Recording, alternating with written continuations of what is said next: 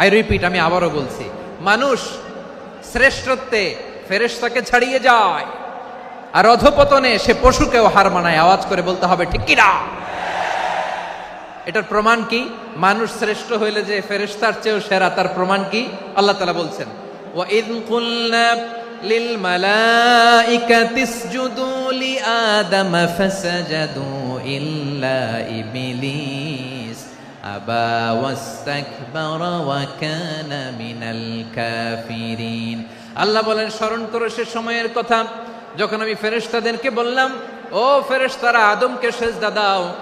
সব ফেরেশতারা সম্মান সূচক সেজদা আদমকে দিল, তারা আদমের জন্য সেজদায় লুটিয়ে পড়লো, একজন ছাড়া, তার নাম ইবলিস।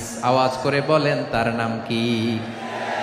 সে অহংকার প্রদর্শন করলো, সে কাফের হয়ে গেল, বাকি সব ফেরেশতারা সেজদা দিল। সুবহানাল্লাহ।